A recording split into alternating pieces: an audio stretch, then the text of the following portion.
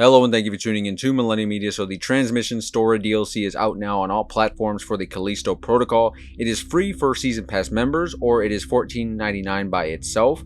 But I at least know on the PlayStation Store for PS5, of course, the Season Pass is currently 50% off right now. You can get it for the same price of $14.99. So if you don't have the Season Pass and if you're interested in this story DLC, I would actually just get the Season Pass for the exact same price. And you could also have access to the Riot Bundle, which has that mode where it's basically like a wave-based mode. So that's something new that you can also get as well, in addition to the story DLC for the exact same price. But if you've seen the trailer, you know what big things we're getting out of this final content.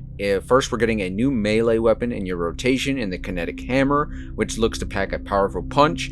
A new enemy in the biobot, which is a mutated black iron security droid, which should provide a little bit more enemy variety, and it's honestly what I wanted more of, which was to feel that threat of the imposing robots in the base game.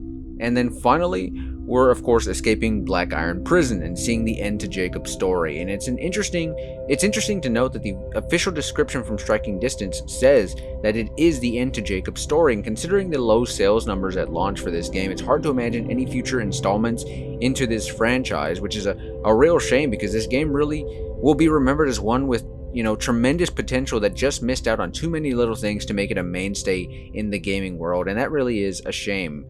And it really sucks too, because I imagine we won't be getting any updates either as to how Danny's story ends, and it'll just forever be a massive cliffhanger going forward. But regardless of its shortcomings, the combat is still satisfying, the lighting is great, and I really do like Josh Duhamel's performance. So I'll be hopping on to at least finish Jacob's story. But the question does have to be,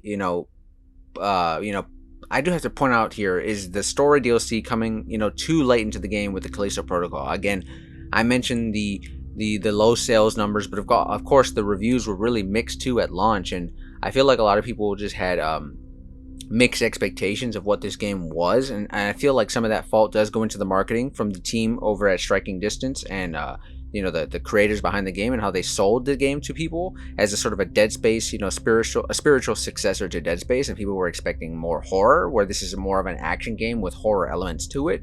But regardless of whether or not this story DLC is coming a bit too late in the game, for those of you who are big fans of it, I feel like this is a nice little send off to the character of Jacob.